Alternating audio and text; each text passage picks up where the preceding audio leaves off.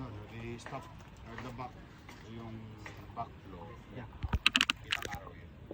Okay. How long do you intend to, or your plan to install this stop plug so Actually, sir, that the flood water will not go into the Temporarily. temporary. Yeah. Yes, sir. Mayor, the temporary stop plug po can be placed in 1 week. Yeah. Meaning, meron na po tayo rito dalawa. We intend to place 4. Kasi po ang taas ng But tubig you po- already manufactured the metal. Yes, sir. Ready Yeah. na. Yes, sir. Nung panahon po na akala natin ay walang nangyayari, we are fabricating this in the contractor's Oh, yard. kasi 3 weeks ago, That's right, pinangako sir. niyo sa That's akin. right, sir. I went there Yes, sir.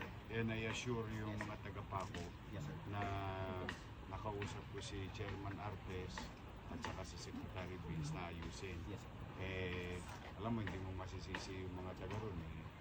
Nagkakasakit na yung mga magkakapit-bahay. Wala namang ulan, may baha. Yes, sir.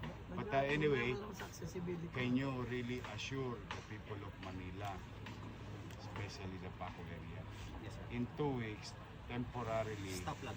walang baha, Wala pong backflow. walang backflow? Yes, sir. Hindi, ang dahilan ng baha, backflow. Backflow, that's right, sir. Tapos, yung damage sa floodgate naman. Okay. Ang mechanism po ng pagpapagawa o pagre-repair natin is once we put the stop plug, wala na pong papasok na tubig. Kung tumaas man ang tubig ng Paco, nandiyan po ang MMDA. At a certain elevation, they will pump it out. I think 11.8 or something. Kasi yung 11.8 may mga barangay na pong binaba. 671, 672, 674.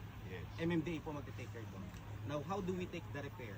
Gagawa po tayo rito sa ating pong floodgate ng tinatawag na working platform. Gaya po ng isang sirang vessel o isang barko, we need to place this on top of it. That is the methodology. Why? Kasi po nawala na po sa Teka muna, angulo. lilinawin ko lang ha. Tinanggal niyo na ba yung attitude niyo ng phase 1, phase 2, Wala na po sir nun. Wala sir nun. Wala po para dito. Kinakabahan na naman This ako is dyan just sa- a repair sir. This is just a repair sir. So Hindi, wala. kahit repair, may phase 1, phase 2. And we show them the what they call this, the working platform where we need to lift this 50-ton gate, the whole of it, and place it on top. You promise 2 weeks back, no more backflow. Yeah, we already got the permission from Manila City. So Yeah. hopefully they can install within 2 weeks. No, you say promise. Yeah. Because I'd rather take your promise than the Yeah. old one. I will try to support contractor. So once na ito po ay ma-lift sir sa ating working platform, then ito po ay i-strengthen, patitibayin. From the previous na bolts lang, patitibayin natin, lalagyan natin ng mga plancha and bracing. And then once it is kumbaga completely leveled and squared, then ibabagsak na po natin ulit dito to restore yung ating tubig. Pero ano yan, tatanggalin ulit yung stop plug. Kasi doon din siya mismo Yes. di ba? Yes sir, that's right. Once ang stop plug location po is different from the So hindi kailangan alisin siya kung kinakabit. That's So right. you can work separately. Yes. Yes sir. Right. Sige. Promise 2 weeks ha. Yes, I'm gonna tell 2 you. weeks stop plug sir ha. Hindi, that's hindi. Telling you, what is important is the immediate act. The band-aid solution to lessen the possibility of regular daily flooding in the community is the stop plug. That we can assure the people of Paco in 1 week. Fusion. Yes, that's right. Pero ngayon, kung gagawin floodgate, ilan? For the 1, whole 2, of the 3, 4, 5, 6, 7, 8, 2 months. Yeah. By March. Second week of March. Eh, sige, importante lang naman kasi, alam ninyo, I'd like to share it to you. Ang importante nalalaman ng tao yung period eh. Para naman may certainty. Kasi pagka ganun, araw-araw, hindi nila alam. May mangyayari ba o promise ha? March, finish. 2 weeks before New Year. No more flooding. Hopefully, no more flooding. Can you show me? Yes sir. Yes sir. Mayor, habang nandito po pala tayo, one issue is this Obstruction. Metro this material recovery facility by the Unilever. Kasi ang ating pong crane kailangan makalapit doon. Umayag naman ba sila? Umayag na po sila. As long as we will restore. Diyan tumagal po. Hindi, And kaya nag-blame na. Ilog namin dito.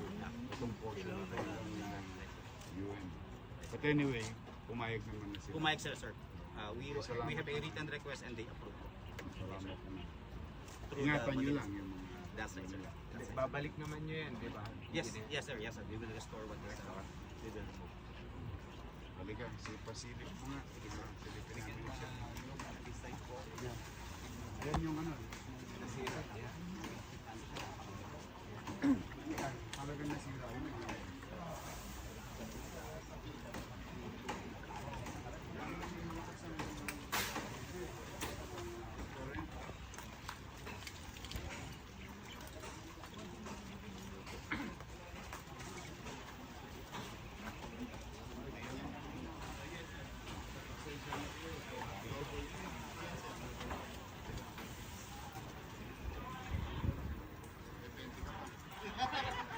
Bawat picture, bawat isang araw.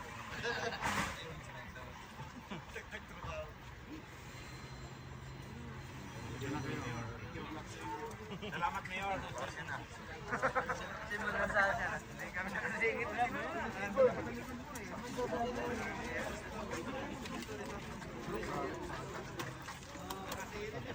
Live sila.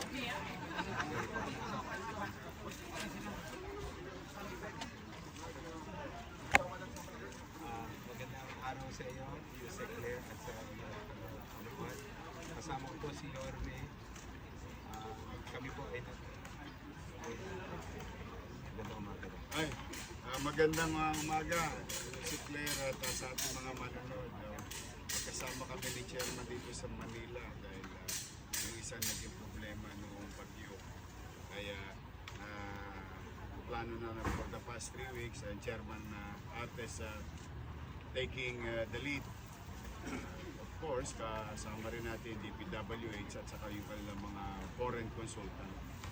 Nakakaawa kasi USEC yung mga taga-Paco.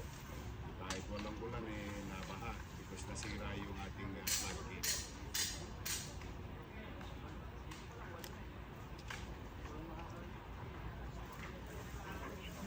Don, thank you. Thank you po sa inyo. Yusek, magandang umaga ulit. So, ito po yung stop log na kakabit natin, Yusek, temporarily para maiwasan po yung pagbaha dito sa Paco. Habang ginagawa yung floodgate.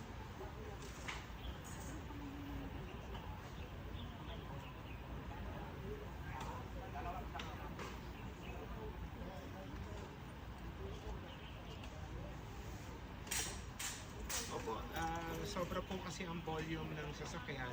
We expect it dahil sa ating pong datos last year ng same week, first week and second week ng December, umaabot po talaga ng 450,000 ang vehicle sa EDSA alone. Yan po ay more than the 250,000 capacity. Pero ginagawa naman po natin ang paraan, may mga adjustments po tayong ginagawa, lalo-lalo na po yung clearing ng mabuhay lanes. It's just that talaga pong sobra yung volume, kaya nga po in-encourage natin yung ating mga kababayan na gumamit po ng bus carousel at yung po ating MRT at mga MRT. Nakipag-coordinate na rin po tayo sa DOTR para i-extend po yung pong biyahe ng MRT at mga LRT at yung po mga pampublikong transportasyon para po may masakyan ng ating mga kababayan at hindi na sila magdala sa sariling sasakyan.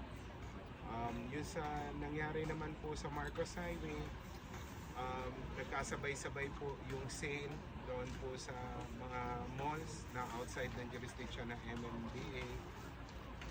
Kung nyo po matatandaan, pinagbabawal po natin ang mall sale dito po sa Kamaynilaan. So, yan po yung reason.